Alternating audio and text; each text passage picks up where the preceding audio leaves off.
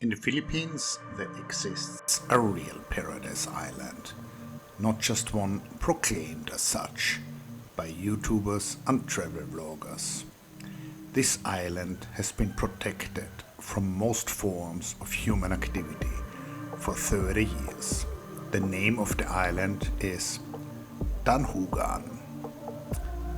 Located in the Negros Occidental province of the Philippines, Danjugan was purchased as a whole by an environmental foundation in 1994. Since then, there have only been two small pieces of human activity on Danjugan, two ecotourism camps, which are mainly used for educational activities on both sides of the island. Generally, nature plays the primary role and humanity only the second fiddle on Danjugan. Vegetation thrives, so does the seagrass, and so do the coral reefs. There are several marine protected areas around the island. So let's explore this island. Let's jump into the ocean and let's first look what we can see underwater in Danjugan. This is a spaghetti worm. This is an annelid worm, similar to the earthworms which you might see on your compost, but it's using these tentacles to hunt at night. I've never seen the whole animal. Another invertebrate here. At night, during night dives, they all come out. This is not actually a worm, it's a sea cucumber. This one has these very rangy tentacles, and it also looks for debris at night. Sea cucumbers are echinoderms, like sea urchins and sea stars. There is an enigma how to film this yet another sea cucumber. As a nature videographer, you're taught to focus on the eyes of the animals you're imaging. What if they have no eyes, like the sea cucumber?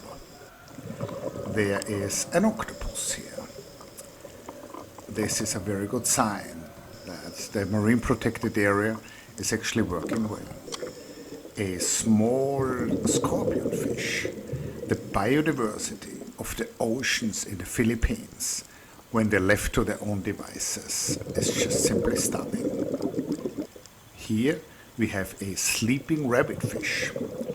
These somewhat change color at night and they wedge themselves between rocks. This fish is safe, it's camouflaged and it's quite strongly venomous. The fin spines will inflict painful injuries if you touch them. What a beautiful fish. Look at the markings on this one's face. Here we have a parrotfish sleeping. This is a large adult male. And here there is a porcupine fish enjoying the slight surge in the seagrass between some encrusting coralline algae. What a unusual patterning on the back of this fish. So, the diving in Danjugan is amazing, but there's also a lot to see on land.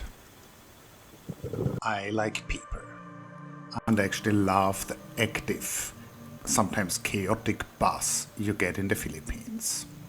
However, it's very relaxing to be on a place like Danjugan without mopeds, videoke or barking dogs, and with only a few people around.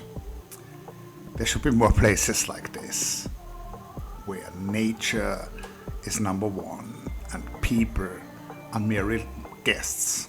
A habitat which is really well in Danjugan, which has been destroyed in many parts of Southeast Asia, is the seagrass.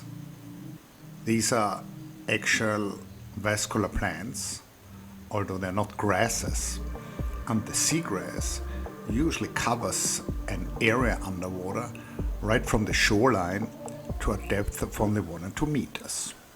Here you see striped eel catfish, in a highly intriguing type of schooling behavior, which in a type of swarm intelligence makes its way around a sea urchin, and then here up to a sargassum stem.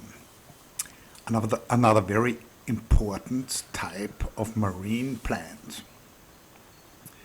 The seagrass is very accessible to snorkelers and has a lot of interesting fish as well, like this manila puffer, which was very eager to be on video and made no escapes away from me, the bizarre looking scuba diver.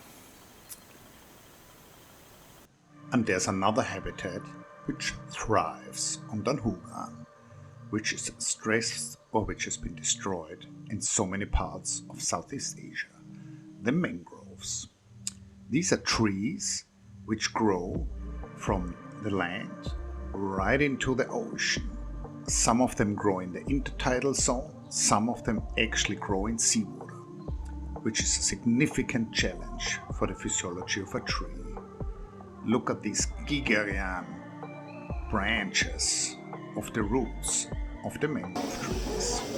This is a mudskin, a small goby which in evolution decided to walk out on land. And whom do we have here? There's a small crab deciding to come out of the burrow. These are very easily scared. The reason is that they are readily made into prey by seabirds, which also do really well in Danjugan. And here, this is a dog-faced water snake. What are they feeding on? Well, turns out small fish. This is really spectacular footage. And many thanks to my friend Kyla for providing it, where the dog-faced water snake caught a small fish. And both the snake is struggling to get the meal down, and the fish is still making some efforts to get away.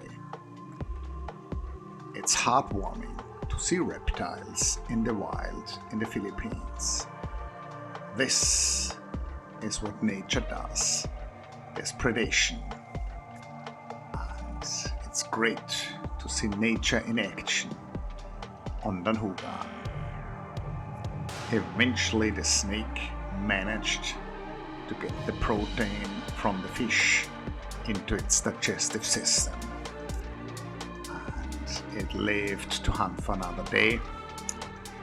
The fish ended its life here, but there are many other fish left, of course, in the mangrove lagoons of Danjugan Island.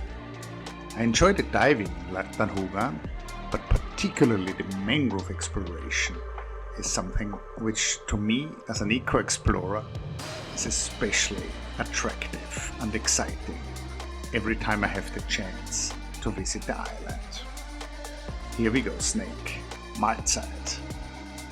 That's a big chunk of meat. And finally, there is a moray eel, and there are actually about 3 or 4 of these odd-looking fish which live among the mangrove roots near one of the ecotourism stations on Danjugan. What a face! And again, please enjoy these mangrove roots looking as if they're inspired by Giga. Here we go. This is the sunset on Danjugan. It's time to leave. And again, I really hope that humanity will wise up and create more Danjugans. Human civilization is great, but we need a break from it. And nature has a lot of value on its own. So here we go.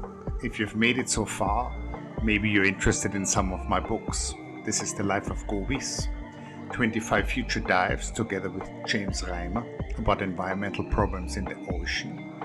And then I have also written a book about diving physiology.